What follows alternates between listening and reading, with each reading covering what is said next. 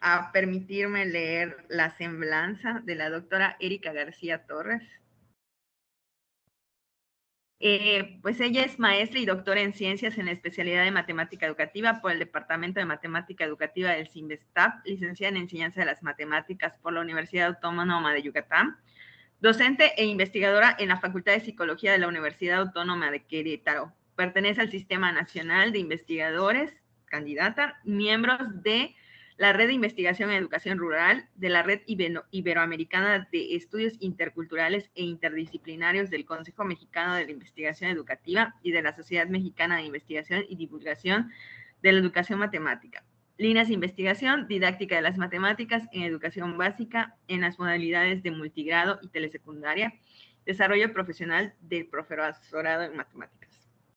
Y bueno, le cedemos la palabra a la doctora Erika García Torres con su ponencia titulada Enseñanza de las matemáticas en primaria multigrado. Bienvenida, doctora. Muchas gracias a todos por esta invitación. Voy a permitirme compartir la pantalla para poder iniciar y por favor me avisan cuando ya se esté viendo. Un momento.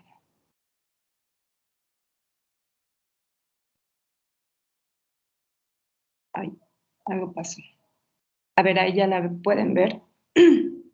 Sí, ya se ve la presentación. Muy bien, pues gracias por la invitación a este seminario. Este seminario que organiza la Red de Colaboración para la Innovación en Educación Matemática.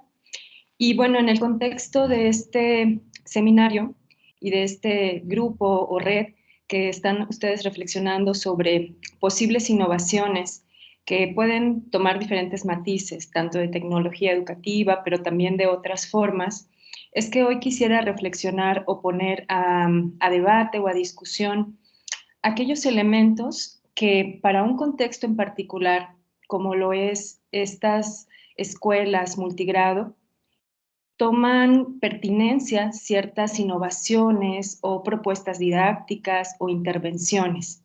Entonces, en este marco es que el objetivo de mi ponencia en esta mañana es, por una parte, presentar primero un panorama general sobre lo que implica enseñar matemáticas en un aula multigrado, qué son, cómo se dan los procesos en ese escenario, entre otros elementos, para entender un poco ese sustento, fundamento, que daría paso entonces sí a pensar qué posibles innovaciones educativas, específicamente en didáctica de las matemáticas, son pertinentes ahí. Es como partir de esta idea de que importa en dónde, el contexto, las características de ese escenario, para identificar qué elementos son pertinentes y cuándo podríamos hablar de que, por ejemplo, una práctica docente o una propuesta didáctica adquieren relevancia como intervención educativa en esos escenarios.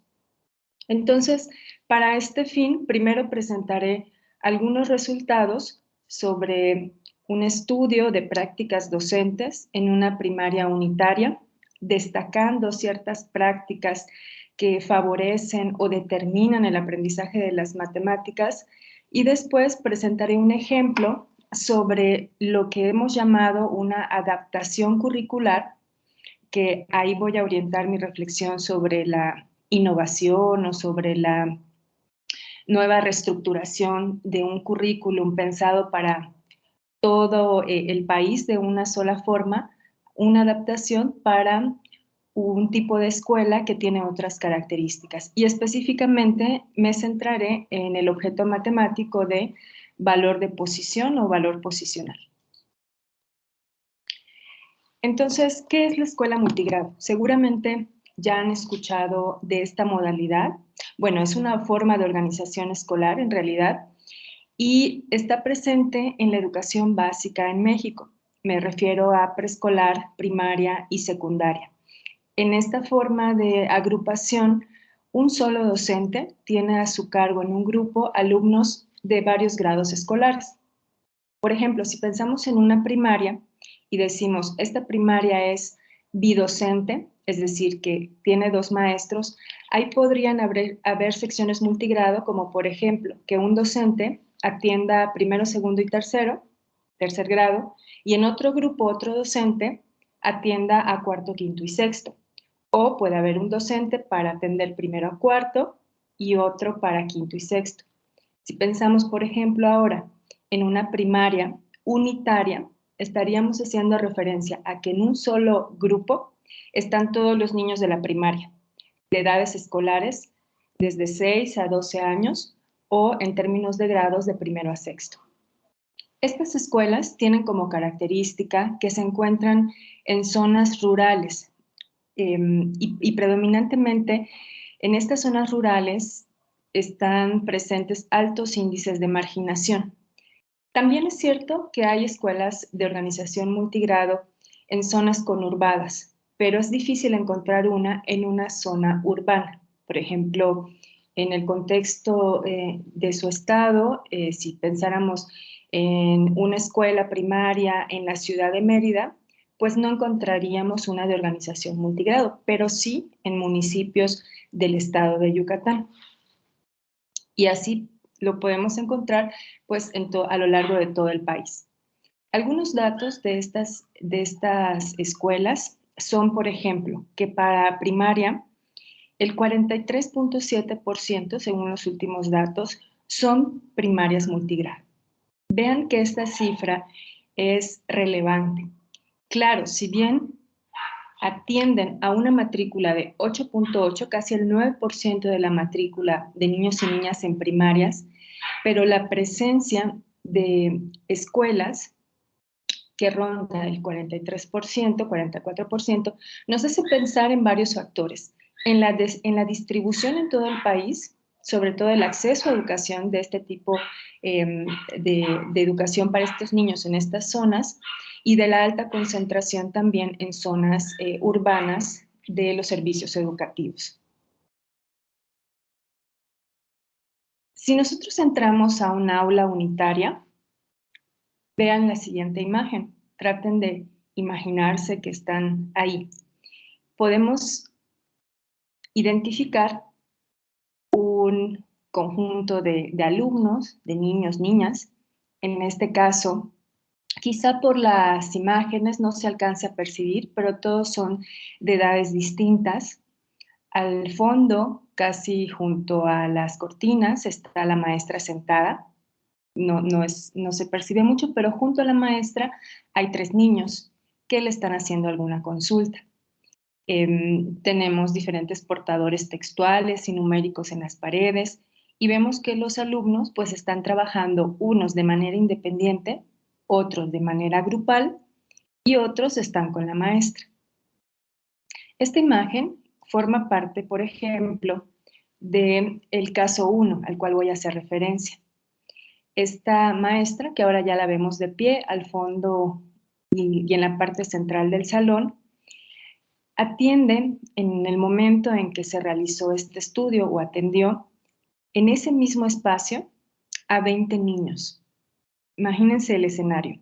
2 que eran de preescolar, incluso tenía dos niños de preescolar, 5 estaban en segundo grado, 6 en tercero, 3 en cuarto, 4 en quinto y 2 en sexto. Además, esta escuela se encontraba o se encuentra en un contexto rural en un municipio de la Sierra Queretana.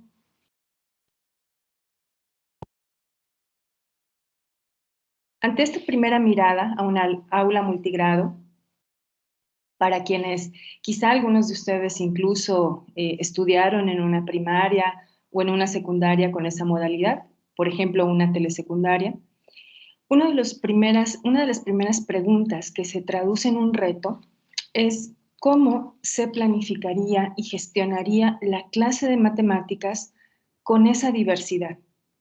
¿Sí? Vimos la imagen, vimos la presencia de alumnos de diferentes edades, cómo un docente puede, para un día, una clase de matemáticas con un tema específico, atender a todos.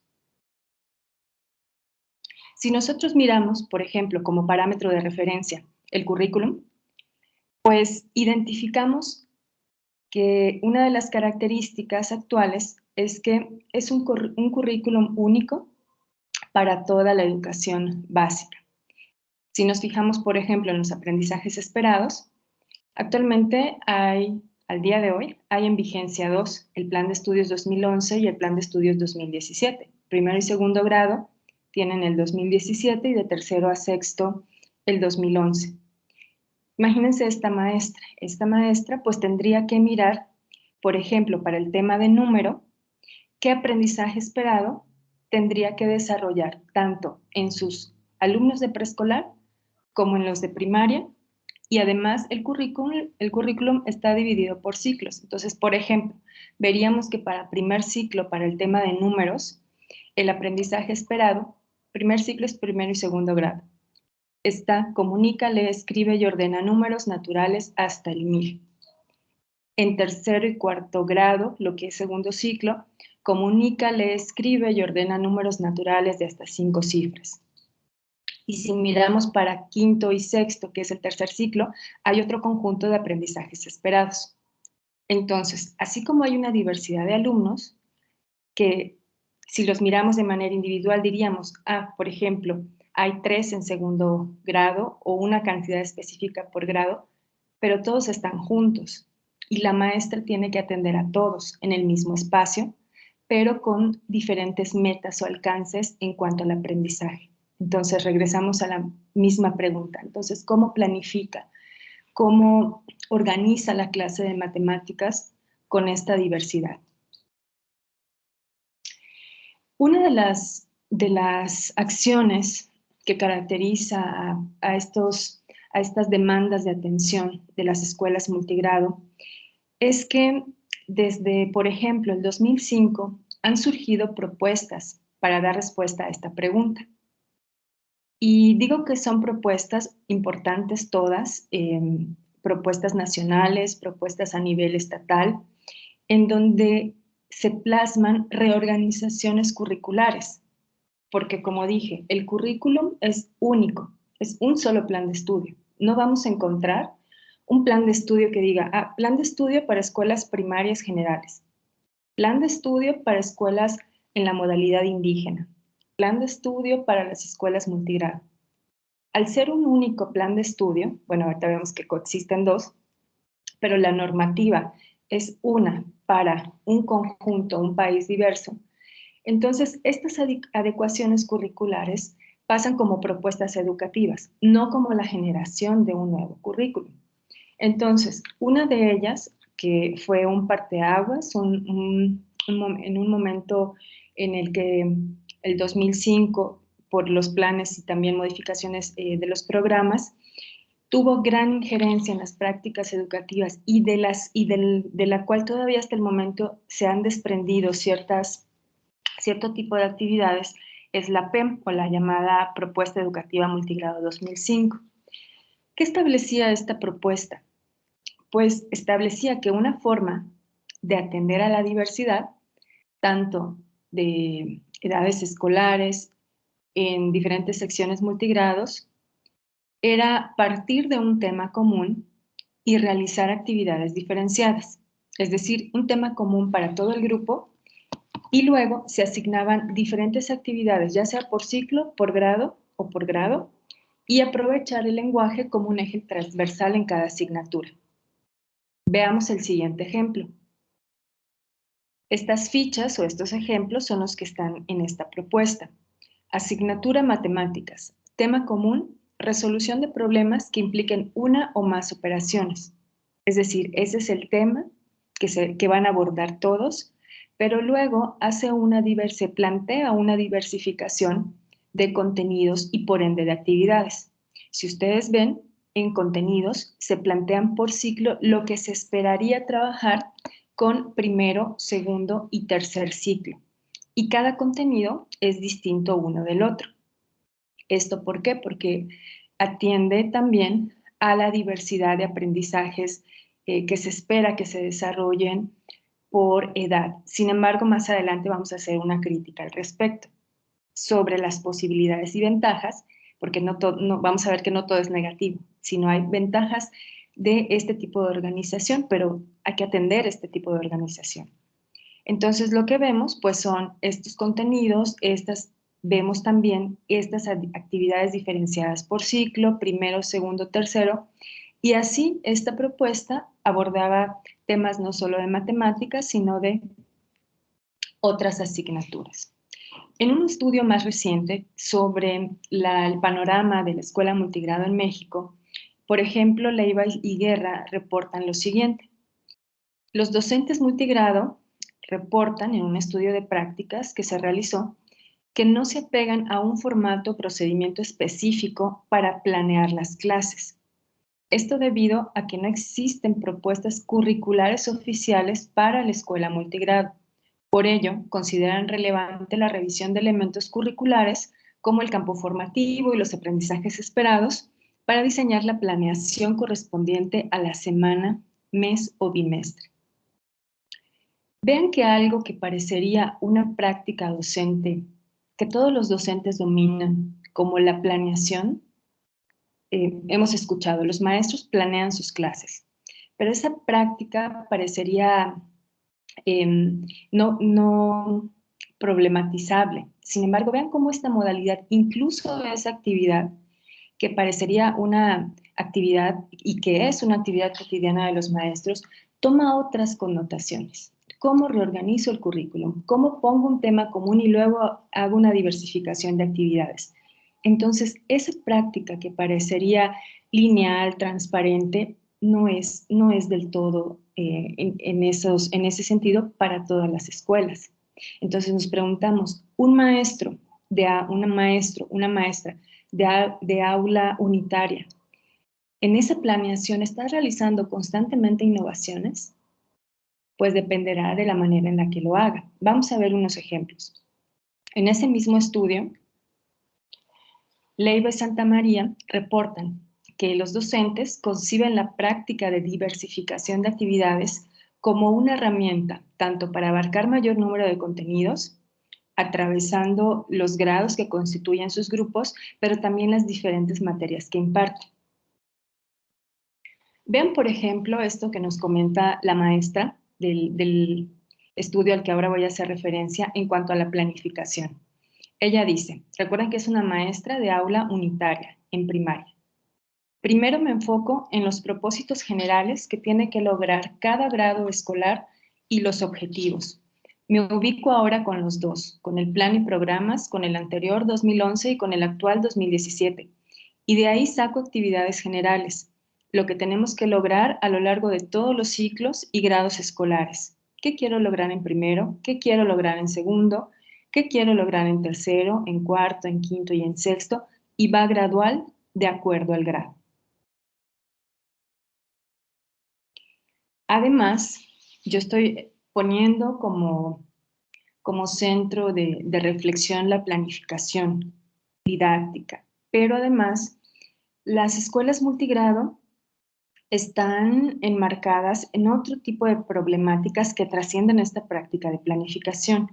Y esto se ha reportado por diferentes autores. Por ejemplo, que al ser escuelas que están en zonas rurales, pues por lo general tienen una infraestructura inadecuada, escuelas que no tienen recursos y materiales básicos como agua, luz, internet, que los materiales didácticos son insuficientes, no adecuados a la modalidad. Como ya lo he dicho, hay un currículo estandarizado pensado para el aula graduada, de grupo por grado. No hay una preparación especializada para los docentes, la formación inicial y continua centrada en modelos pedagógicos de aula graduada. Actualmente, en las escuelas normales hay una optativa de educación multigrado, pero lo cierto es que cuando el normalista que egresa y va a la práctica y es asignado a una escuela multigrado, se enfrenta con estos retos y, por supuesto, otros más. La enseñanza multigrado, de acuerdo a Galván y Espinosa, no es prioridad en los programas de actualización o de formación inicial docente. Sin embargo, pues están tratando de hacer y de ampliar cada vez más la demanda educativa de profesionalización continua a los docentes multigrado. Entonces, podríamos pensar de una didáctica multigrado Y si es así, ¿dónde quedan las matemáticas o las disciplinas? El español, las matemáticas, la historia. Según Santos 2018, los procesos didácticos en un aula multigrado que hace pensar en que hay una didáctica multigrado son específicos y propios de la modalidad. Es decir, no se trata tampoco de estar comparando, esto ocurre en un aula de la llamada escuela regular, grado por grupo, y esto ocurre en un aula multigrado. Es mejor entonces una que otra. No, no se trata de jerarquizar, no se trata de comparar para ver cuál es mejor que otra, sino lo que se resalta es que son procesos específicos que toman ciertas características de acuerdo al contexto. Pero en esos procesos, aunque en la diapositiva anterior vimos varias problemáticas, también se reconoce que hay un enriquecimiento educativo el que alumnos de diversas edades estén interactuando en un solo grupo. ¿Por qué? Porque se ha reportado que los alumnos más grandes fungen como monitores o ayudan a los más pequeños, que hay una circulación de saberes, que posiblemente algún procedimiento de grados menores, algún alumno de grado superior no lo recuerda, no encuentra la argumentación para justificar su respuesta y el niño o niña más chico lo ayuda. Entonces también hay ventajas que se han documentado. En cuanto al primer caso de el aula primaria multigrado, las características, es decir, vamos a ver reflejadas como resultados, por ejemplo, la diversificación de actividades. Vean, se realizó este estudio con una metodología de corte etnográfico. El escenario ya lo hemos visto en las imágenes de la primera diapositiva, un aula unitaria, 20 alumnos. Está esa escuela localizada en un municipio de Querétaro llamado Pinal de Amoles. El índice de marginación es alto y las problemáticas cuando hablo del contexto, me estoy refiriendo a diferentes dimensiones, porque el contexto rural, en el contexto rural hay que tomar en cuenta dimensiones sociales, culturales, lingüísticas, incluso políticas. El territorio no es el mismo. Cuando decimos zona rural, no estamos hablando siempre de la misma ruralidad. En particular, en esta escuela, la característica o algunas problemáticas son alcoholismo, drogadicción, vandalismo, inmigración nacional y Estados Unidos. No se tiene presencia de diversidad lingüística, por ejemplo, no hay presencia de otras lenguas y la principal actividad es actividad económica o socioeconómica en ese lugar, pues es el comercio o la agricultura. Entre los resultados encontramos los siguientes. Se identificó la práctica de diversificar actividades. Me centraré en un ejemplo de esta. Las demás, por cuestión de tiempo, no las voy a mostrar en este momento, pero se encontró estas formas de interacción entre alumnos que Bloch, Ramírez y Reséndiz llaman ayudas directas o indirectas, la fragmentación de ayudas y diálogos simultáneos, la reformulación de instrucciones y la circulación de saberes. Entonces, para venir sobre este hilo argumental de la planificación, por ejemplo, ¿qué hacía esta maestra en cuanto a la práctica de diversificación de actividades? Para el caso de un tema común que ella tomó, por ejemplo, el cálculo mental, agrupó a los alumnos de esta manera. Agrupó a los de quinto y sexto, a los de cuarto con una alumna de sexto, tercero, segundo, y les iba pidiendo diferentes actividades. Por ejemplo, para los alumnos de cuarto con una alumna de sexto, les pedía que sumaran con decimales y que diera el resultado un número entero. Sumas, por ejemplo, de 3.7 más 0.3 igual a 4. Para los alumnos de tercero, les pedía que realizaran restas con 2 dígitos del tipo 90 menos 15, 70 menos 13. Es decir, se fue asignando diversas actividades, pero donde el cálculo mental era el común denominador de todos. Es decir, tenían que resolver todas estas tareas matemáticas por medio de cálculo mental. Vemos nuevamente la organización escolar, pues están agrupados como hemos visto, y la maestra iba con cada uno de esos grupos y les daba indicaciones. Por ejemplo, les dice, les toca hacer suma del número decimal, por ejemplo, 1.5 más 0.5.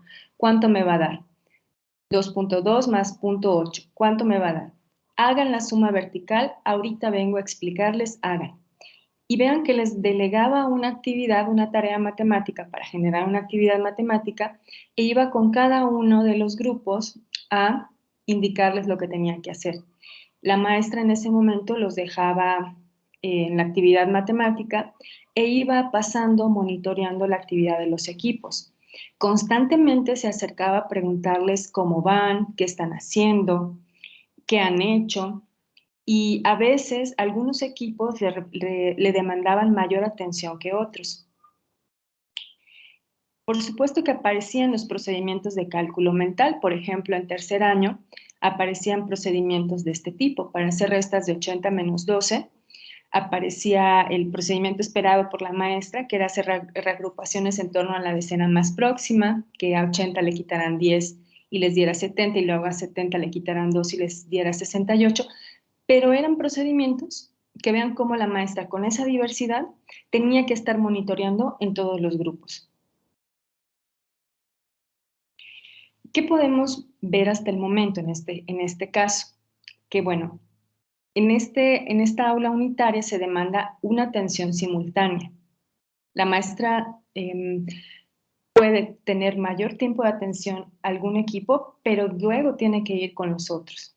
Debe organizar, debe planificar las tareas para cubrir contenidos curriculares.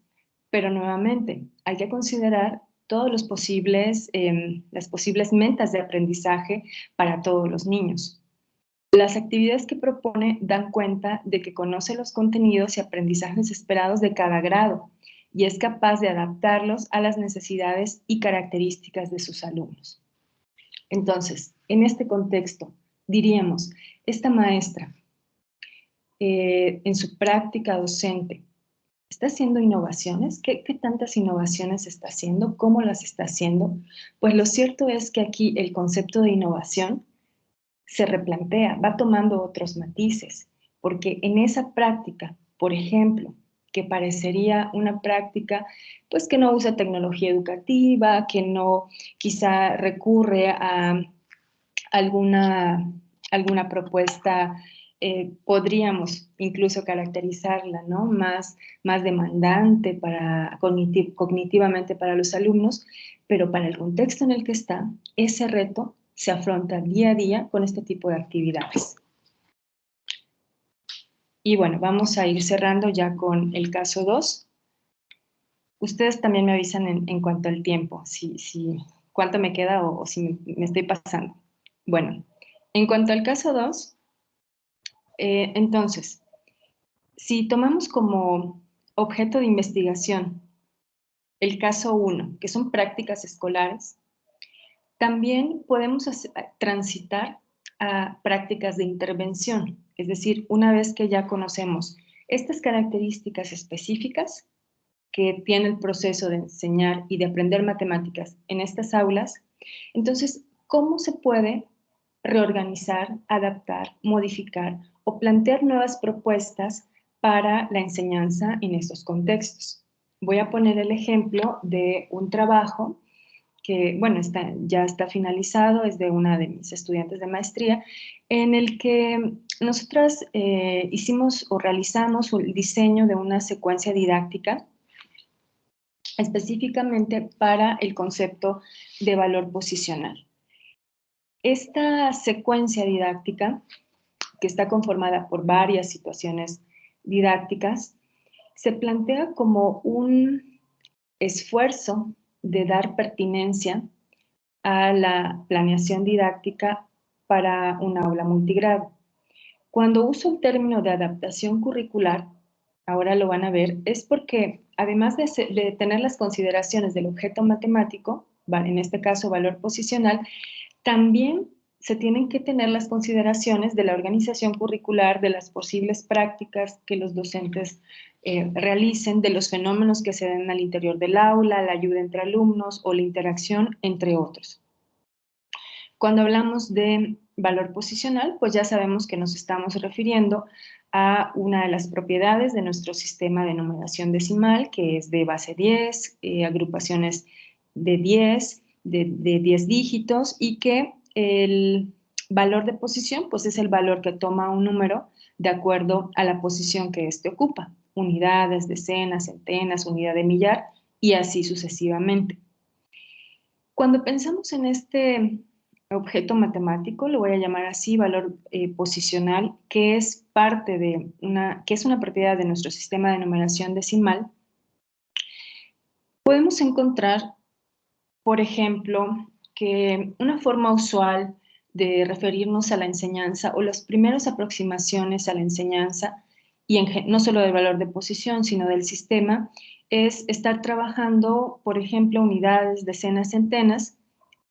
Hay quienes trabajarán con material manipulable, representarán las unidades con ciertas fichas, ciertos colores, se les pedirá que armen números, pero si se pone atención al agrupamiento, que pensamos que insisto nuevamente, ¿no? Estamos en un sistema de numeración base 10, pues hay que construir la noción de agrupamiento, es cierto, pero construyendo esa noción de agrupamiento, a veces por el uso de ciertos recursos, muchas veces se pierde la posicionalidad, qué valor toma el número de acuerdo a su posición.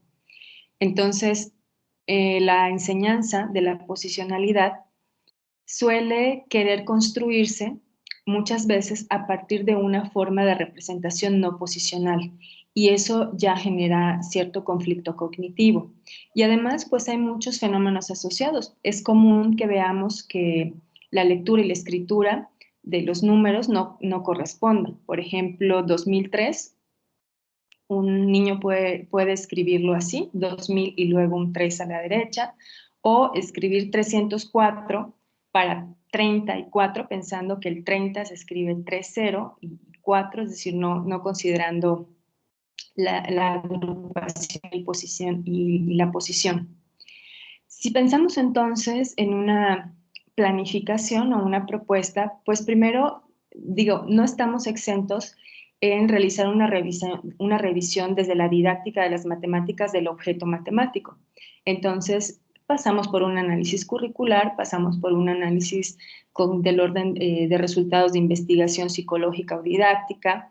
Vemos, por ejemplo, que algunas sugerencias que brinda la misma didáctica de las matemáticas para abordar este contenido es no dosificar el rango numérico. Muchas veces, incluso lo veíamos en las primeras diapositivas, dicen, el alumno de primero va a leer y escribir números hasta de 2 cifras, hasta el 100. Y ya en tercero y cuarto, hasta el 1000, porque parecería que por la edad solo pueden estar conociendo esos números de manera dosificada. Una sugerencia desde investigaciones en didáctica de las matemáticas es no segmentar. Los niños pueden tener una aproximación, un acercamiento al sistema de numeración sin tener rangos dosificados o segmentados en cuanto a los números que deben conocer o deben escribir o deben leer por edades. Se propone, por ejemplo, trabajar con composiciones, descomposiciones del tipo aditivo. Esta forma de descomponer números para encontrar sus agrupaciones y sus posiciones,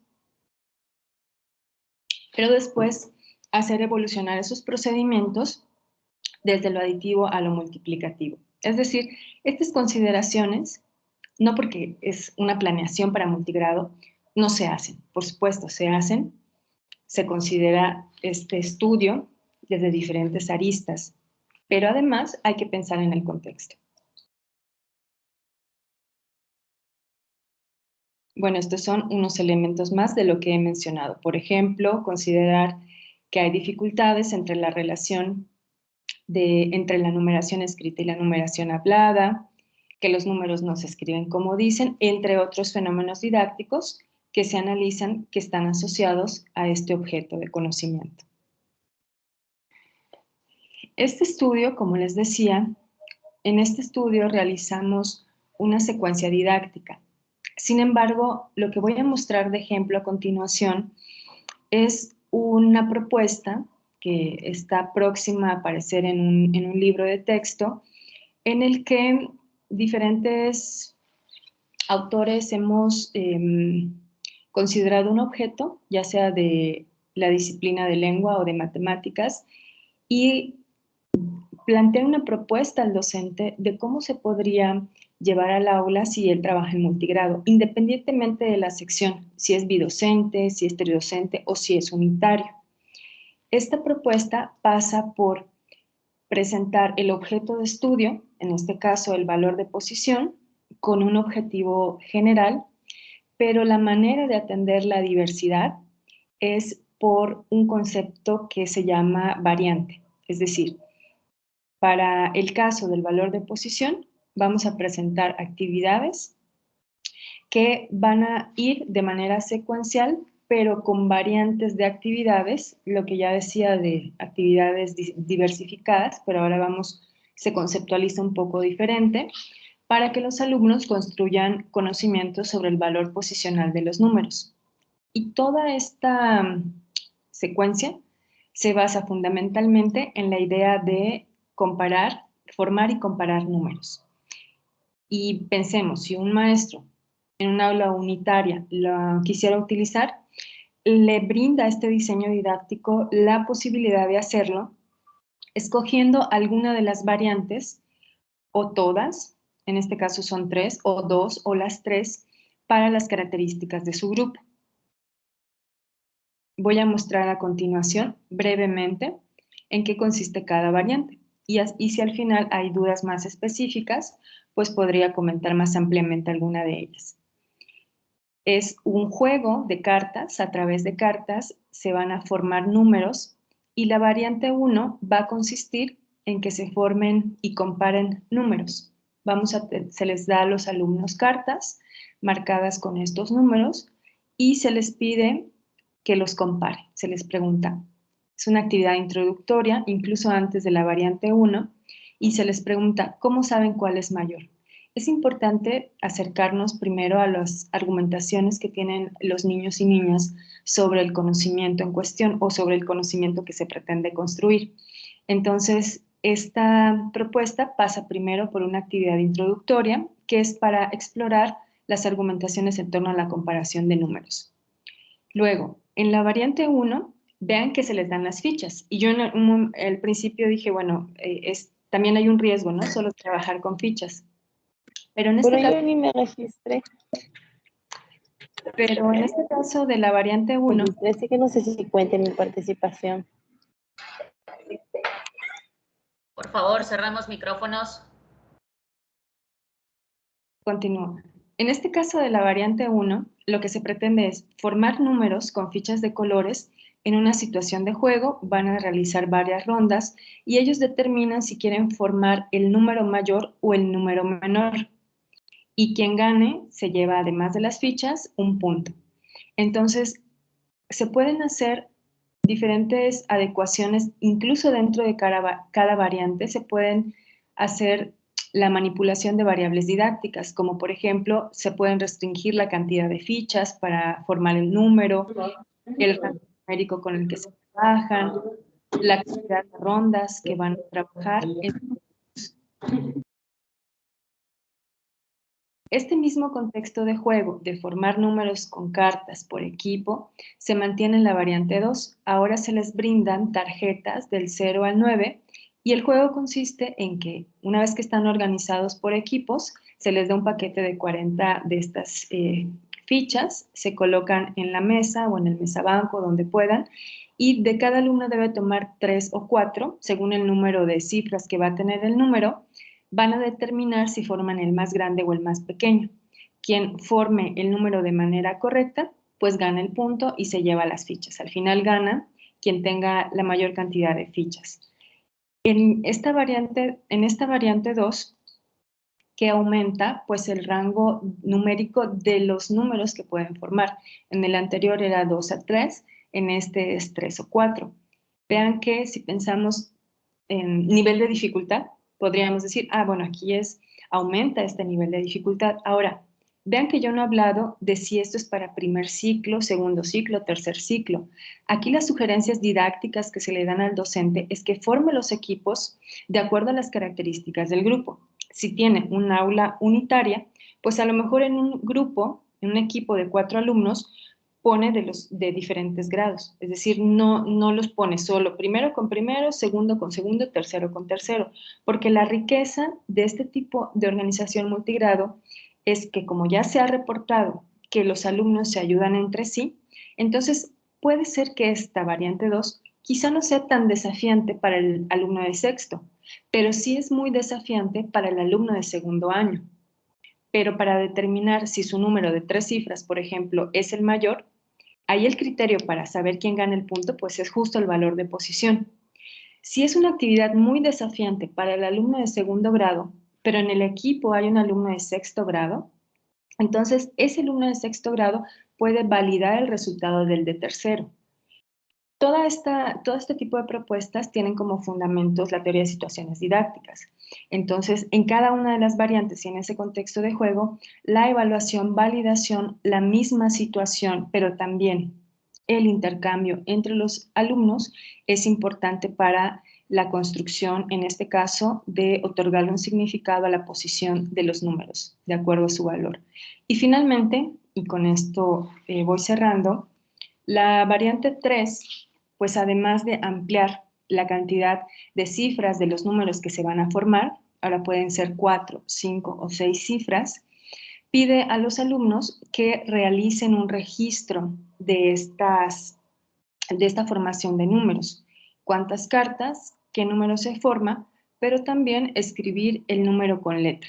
Como veíamos que hay una diferencia o hay una ruptura entre la manera de escritura y la formación de los números, pues esta tabla o esta hoja de registro sirve también para hacer un contraste y verificar si esos argumentos están siguiendo esto que ya está reportado, que la escritura no corresponde con la formación de los números.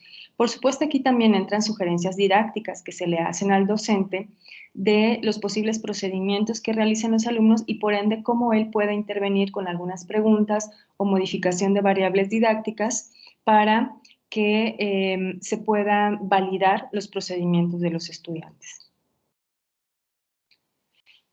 Entonces, bien, con estos dos ejemplos que presenté, el caso 1 de las prácticas del estudio etnográfico de la maestra de primaria unitaria y este caso 2 de un ejemplo de una propuesta de adaptación curricular, lo que se reconoce en este tipo de, o en esta línea de investigación en multigrado, en matemáticas, es primero que nada que no hay una única forma de referirnos a un grupo multigrado.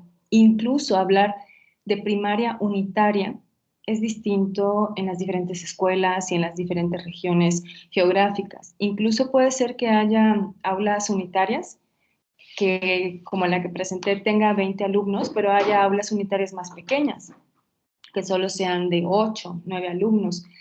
Eso ya hace que todas las variables, las otras variables contextuales, culturales y demás, se modifican también. Entonces, hay digamos que algo que caracteriza esto es la diversidad. Entonces, es pertinente, pero muy necesaria la investigación en este tipo de organización escolar. Afortunadamente, cada vez son más los estudios que se están realizando, que estamos realizando en esta línea, para documentar no solamente prácticas docentes, sino implementación de secuencias didácticas, de propuestas didácticas. Eso da información, conocimiento empírico para ir haciendo nuevas propuestas o modificaciones curriculares. Y finalmente concluir diciendo que pues en esta actividad la didáctica de las matemáticas tiene un fuerte compromiso con este tipo de organización escolar.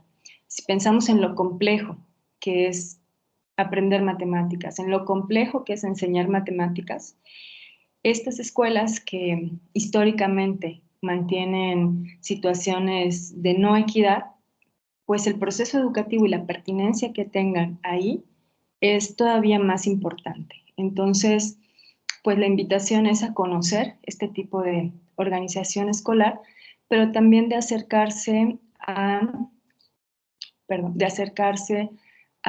las investigaciones al respecto y que veamos que todo comienza a ser relativo, ¿cierto? Es decir, lo que podría ser quizá no novedoso para otro tipo de escuelas, incluso aquí con una adaptación curricular, adquiere pertinencia y favorece finalmente el aprendizaje de los niños que asistan a estas escuelas. Por mi parte sería todo y estoy aquí para cualquier interacción que pueda darse. Muchas gracias. Muchísimas gracias, García. Fue interesante plática. Ahora a hacer alguna pregunta, una reflexión, alguna duda. Esa doctora nos puede decir una adelante.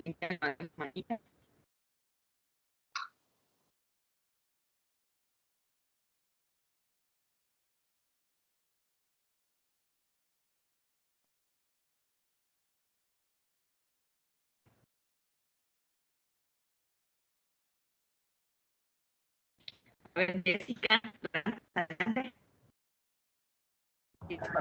Sí, buenos días.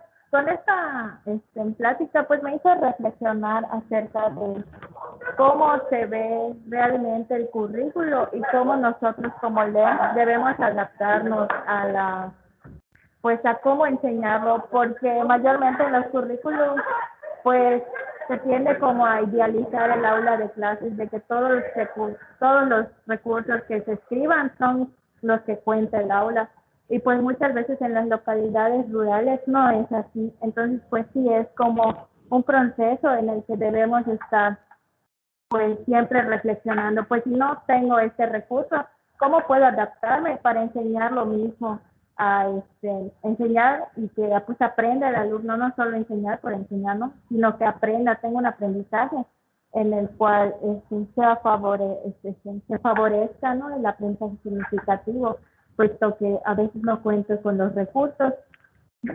Asimismo, pues sí me parece pues interesante esta parte de la educación multigrado, puesto que muchas veces hay alumnos que saben un poquito más de los demás, ¿no? Entonces, pues entre ellos se pueden ayudar. Y como son de diferentes grados que vas agarrando, pues sí puedes apoyar a los más pequeños. Por ejemplo, si ven que el maestro pues está atendiendo a otras personas, pero pues un niño de primero de primaria tiene una duda, pues el alumno más grande lo que va a hacer es que lo ayude para favorecer quitar como ese obstáculo que tiene. Entonces eso me hizo reflexionar todo eso.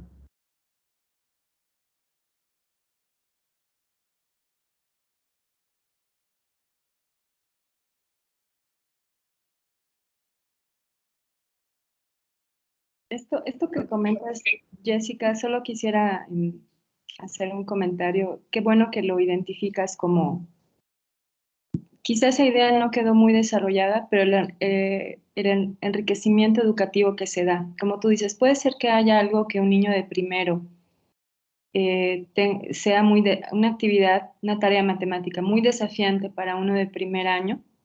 Un poco se mencionó a propósito de la presentación de la propuesta para valor posicional, pero lo que para él puede ser muy desafiante y el maestro está interactuando con otros alumnos, un alumno y no, ya la figura del maestro no es el único entonces como encargado de la validación de los argumentos, sino puede ser que otro estudiante o su compañero o compañera sea quien al interactuar con este chico o chica de primer año lo ayude a seguir desarrollando sus argumentos.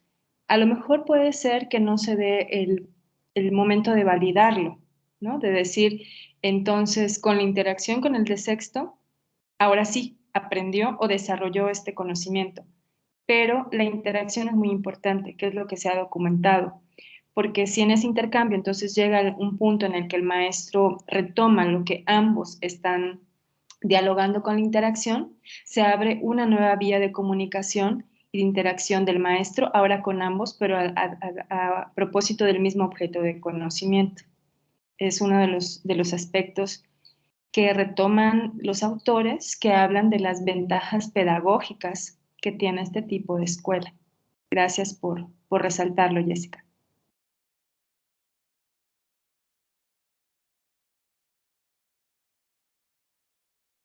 Gracias por el comentario.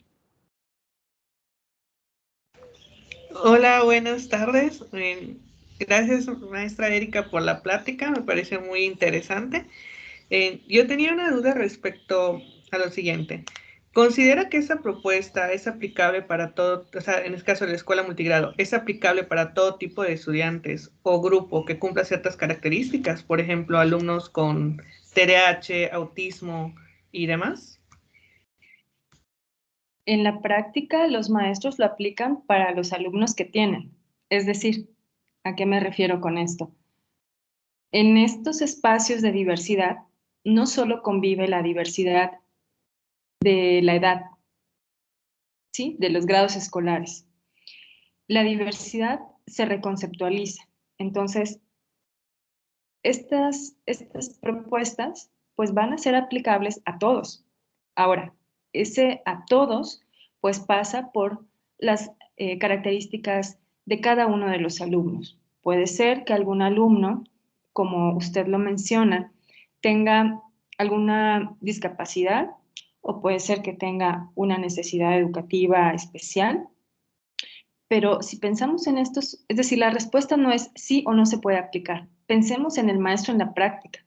El maestro en la práctica, con los recursos que tiene, va a implementar o va a adecuarlos incluso a este tipo de alumnos porque están en el aula. De hecho, pues ahora sabemos, ¿cierto?, que las tendencias educativas ya no pasan por la exclusión, incluso en el mismo sitio, de, bueno, si es de primer año, que haga esto. Ah, pero si además tiene esta necesidad educativa especial, que haga aquello. O si tiene esta discapacidad, que haga aquello. Todavía, claro, se puede seguir matizando estas propuestas, pero de entrada los maestros las aplican a todos. Entonces, estas prácticas docentes, cierto, van tomando matices. Si bien no podemos generalizar de que, con esta vale para todos, o sea, garantiza el aprendizaje para todos. Bueno, es que si reconocemos la diversidad, de primera instancia va a ser para todos, pero por supuesto que es el maestro con sus intervenciones docentes quien además podrá ir identificando estas características todavía más específicas de atención que se requieren. Entonces, es un poco en este sentido en el que se atiende a la diversidad en este tipo de escuelas. Gracias por su comentario y pregunta. Gracias, maestra. Vamos a dar la palabra a Camila. Y después a Isabel. Buenas tardes. Muchas gracias por la plática, doctora Erika. Durante la sesión me surgió como una duda o más bien curiosidad por saber si existen cifras que demuestren que los alumnos graduados de estas instituciones como que tengan un dominio más alto que en otras escuelas. Porque, por ejemplo, yo sí noto que hay bastantes beneficios en como que en este plan de estudio o en estas instituciones, porque por el intercambio de conocimientos que hay entre los alumnos, porque los alumnos, por ejemplo, de primer grado, en el siguiente ciclo escolar pasan a segundo, ¿no? Pero con la misma maestra, entonces, y con compañeros que estuvieron con él antes, así que como que el ciclo educativo y el intercambio de ideas como que es más fluyente, ¿no? Entonces puede que haya un alto dominio en la materia. Entonces, porque yo sí le veo muy provechoso a este plan. No sé. Sí, bueno, ocurre un fenómeno. Si los parámetros son las pruebas estandarizadas, lo que se ha visto es que al hacer una comparación entre tipo de escuela, las escuelas rurales e indígenas están en desventaja.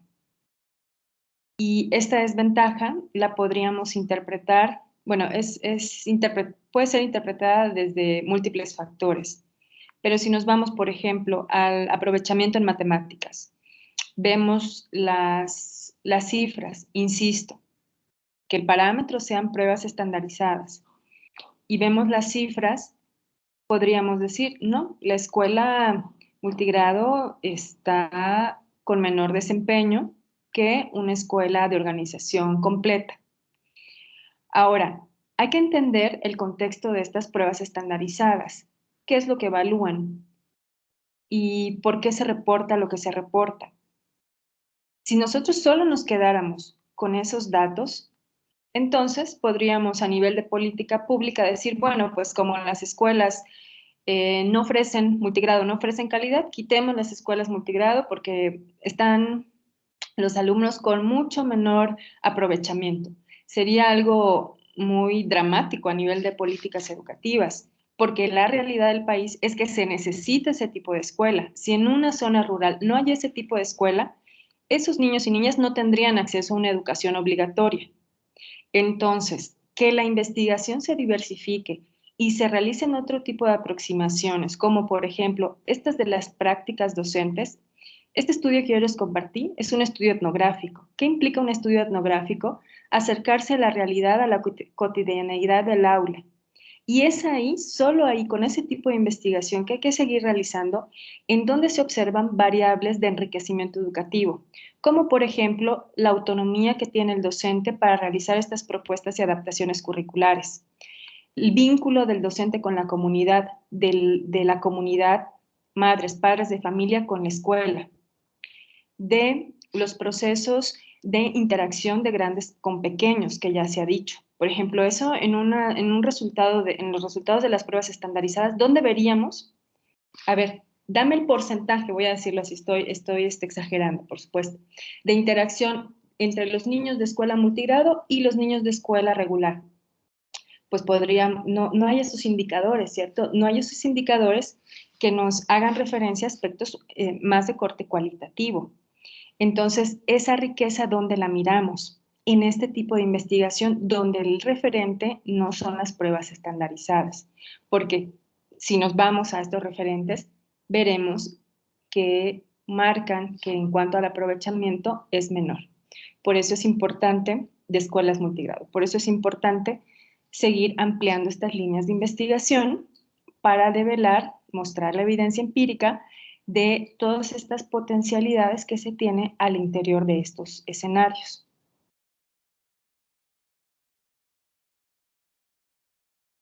Espero haber respondido a la inquietud. Sí, muchas gracias. Muchas gracias. Pasamos con Yesabel Rodríguez. Adelante, Yesabel. Buenas tardes. Pues sabemos que establecer métodos de enseñanza es fundamental para generar aprendizajes significativos. Y mi pregunta es sobre cómo puede el docente en las aulas multigrado controlar que se esté dando pues enseñanzas adecuadas entre los mismos compañeros. No sé si te refieres a los procesos de evaluación. Entiendo que la pregunta va por ahí, pero bueno, voy a tratar de enfocarla a eso y a una idea más amplia. Cuando un maestro, por ejemplo, de este tipo de escuela multigrado, dices, bueno, ¿cómo será que este maestro quizá no solo evalúe, sino a ver cómo comprueba, cómo verifica, ¿cierto? Que sus alumnos sí están construyendo cierto concepto. Bueno, los procesos le voy a llamar así, de validación, también toman otras características. Esta maestra de aula multigrado no hacía exámenes, por ejemplo. Ella, al trabajar, al poner a los alumnos a trabajar, ella pues lo que tenía eran listas de cotejo con algunos parámetros. No eran rúbricas, pero ella día con día llevaba un registro del avance de todos los alumnos.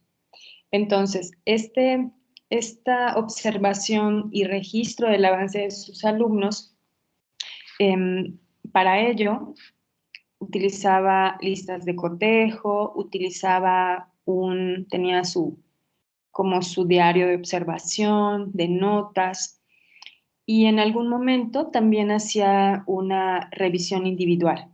Ahora bien, si nos vamos a la idea de el aprendizaje y validar si efectivamente el niño de segundo pudo formar un número de 3 cifras y respetó el valor de posición, estos procesos se valen mucho del tipo de actividad que se promueve en el aula, porque si pensamos en el ejemplo que presenté, no solamente el maestro es el que le dice al alumno si está correcto el número que formó o no. La misma situación promueve que la validación sea interna, es decir, que el mismo contexto de la actividad matemática indique cuando hay un error o se supera el error, pero a su vez, y nuevamente insisto en esto, este contraste de argumentaciones entre alumnos de diferentes edades, que se puede traducir de diferentes conocimientos y demás, es muy pertinente para ir desarrollando e ir validando. Entonces, ya cuando la maestra, por ejemplo, pasa y los niños ya estuvieron discutiendo, no, tú tienes la razón, no, el más grande es este, el más grande es este, pues la interacción que ya se da entonces, la maestra, ahí sí, ella tendía, bueno, a decir, ¿por qué este sí o por qué este no? Ahí venían uso de preguntas directas o preguntas indirectas. ¿O por qué crees que tu compañero tiene la razón y tú no? Y esos eran los procesos que iban dando cabida en ese salón para que la maestra identificara. Por supuesto que identificara el aprendizaje, ¿no? Si se iba dando. Por supuesto que al ser, imagínense, o sea, piensen ustedes estando ahí, ¿no? Al ser 20 niños, puede ser que el grado de profundidad de seguimiento de cada uno no sea el mismo, pero recuerden que el proceso es continuo, no es proceso de un día o de un momento. En la primaria estamos hablando del proceso de todo un ciclo escolar. Muchas gracias. Vamos a pasar con Paola y Atlanta. Hola, buenos días. ¿Me escuchan? Sí. Bueno, una de las preguntas que quería hacer era que si existen escuelas, pero de nivel medio superior, en donde se haya implementado ese tipo de, como que de modalidad, ¿no? Porque pues lo que se mencionó, pues es como que para educación básica, ¿no? Pero pues se puede aplicar, por ejemplo, para bachillerato. Y si es así, existen escuelas, al menos aquí, por ejemplo, en México. La organización escolar en educación media superior que puede adoptar la organización multigrado es el bachillerato comunitario. En estos bachilleratos comunitarios, por lo menos el modelo de este tipo de bachilleratos marca 3 docentes. Uno para las ciencias exactas, que incluiría ciencias matemáticas, física, o creo que se llama ciencias exactas y naturales, que incluye biología, física. Es decir, el modelo marca mínimo tres docentes. Pero ahí pensemos que entonces un docente va a tener a su cargo matemáticas, física y me parece que química también. Entonces, vean cómo cambia un poco la modalidad. No, el grado se mantiene, va a ser fijo, es decir, puede ser primero de bachillerato con ese maestro para los alumnos, pero en 3 materias. Pero en esa modalidad de bachillerato comunitario, si no se puede cubrir la cuota mínima de 3 docentes, a veces es cuando entonces entra como un docente para todas las asignaturas, pero puede ser que se dé para, fijas el grado o para grado, por ejemplo, primero y segundo. Pero eso depende mucho de esta implementación del bachillerato comunitario. ¿Dónde lo podríamos encontrar? Pues en comunidades rurales, donde está instaurado este tipo de modelo. Yo hice referencia a educación básica, claro, preescolar, incluso inicial, preescolar, pero básica, preescolar, primaria y secundaria, porque es de donde tenemos los datos.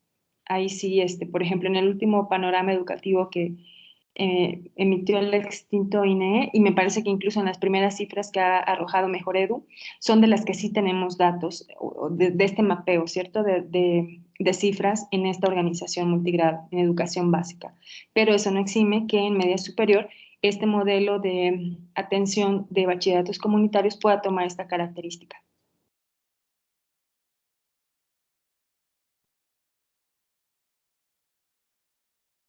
Ok, gracias. Ok.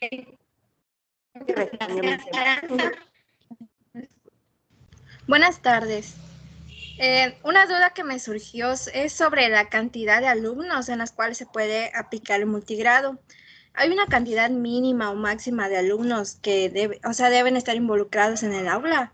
Porque sí considero que se pueden presentar dificultades cuando se trata de un grupo grande de estudiantes. Mínimo no, y máximo sí hay un máximo, porque por los criterios de normatividad escolar, cuando ya pasa, no estoy segura si es de 25 alumnos, es cuando ya entra otro docente, pero eso es un criterio normativo, cuando hay manuales de normatividad escolar y dicen, si la escuela ya es de, me parece que es 25, tendré que confirmar el dato, ahí sí vamos a tomar ese dato con excepción, porque, por ejemplo, el caso que les presenté eran de 20 alumnos y todavía y adquiría la modalidad de unitaria, ni siquiera bidocente.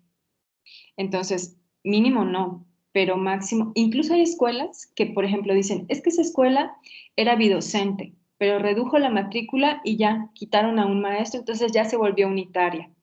Esto puede pasar porque ciertas comunidades rurales también por los procesos migratorios se van quedando con menos población y por ende con menos niños. Entonces una escuela que antes podría ser tridocente, incluso de organización completa, puede ir siendo, se puede ir reduciendo a ser tridocente o a ser bidocente o incluso llegar a ser unitaria. Ahora, si lo vemos de menos a más, o sea, para que la unitaria creciera, a que llegara a otro docente, se tendría que cubrir una cuota de más alumnos. Les digo, vamos a tomar con reserva ese dato que no lo tengo muy bien actualizado. Pero entonces, si llegan, pero entonces vean, por ejemplo, si supongamos que es 25, ¿no? Salvo, como les dije, la salvedad de confirmar el dato. Cuando llegue otro maestro, si llegara otro maestro a esta escuela, del ejemplo que les presenté, entonces ahí se puede determinar cómo se haría bidocente, porque puede ser entonces, como les decía, que se divida por primero, segundo, tercero, o puede ser que como se concentran más alumnos en quinto y sexto, pues sea de primero a cuarto y luego quinto y sexto la otra sección multigrado. Entonces, esos criterios los da los documentos de la Secretaría de Educación Pública de normativa escolar. Ellos deciden cuándo, en qué momento, por la cantidad de alumnos, se vuelve unitaria o docente o es de organización completa. Muchas gracias. A ti, gracias por tu pregunta. Muchas gracias. ¿Alguna otra pregunta?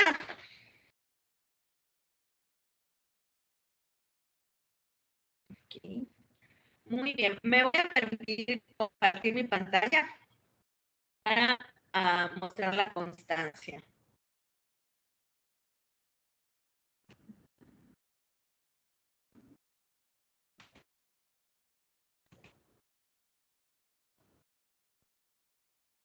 ¿Pueden ver mi pantalla?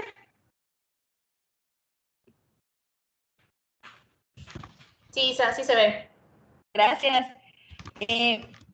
Bueno, el Grupo de Investigación de Innovación para la Educación Matemática otorga la presente constancia a la doctora Erika García Torres por haber participado como ponente en el webinar de Red de Colaboración para la Innovación en Educación Matemática con Enseñanza de las Matemáticas en Primaria Multigrado, llevado a cabo el 14 de marzo de 2022 en la plataforma Microsoft Teams. Firma la maestra Marta Jadeo Cumul como secretaria académica, la maestra Estelita García como coordinadora de ALEM y la maestra Viviana Guadalupe Ascorra como representante del grupo de investigación y coordinadora de webinar. Muy bien. Muchas Damos un fuerte gracias. aplauso a la doctora. Muchas gracias y reitero mi agradecimiento por esta invitación a este espacio. Creo que es muy importante este tipo de espacios y de reflexiones y que lo sigan impulsando y que tenga muchos años de vida su seminario y por supuesto su red. Muchas gracias. Y bueno, agradecemos a todos los asistentes y nos esperamos en 3 semanas, el 4 de abril, tenemos nuestro siguiente webinar. Y nos agradecemos a la doctora y agradecemos a ustedes por su participación. Muchas gracias. Gracias, Isa. No se escuchó muy bien el audio, pero agradecemos cordialmente a la maestra Erika, a la doctora Erika García por su asistencia, por haber aceptado la invitación. Y nosotros los esperamos en la siguiente sesión del webinar, que va a ser el 4 de abril. Estarán recibiendo la invitación y la información del ponente, así que pues los esperamos. Muchas gracias a todos los asistentes. Estamos en contacto.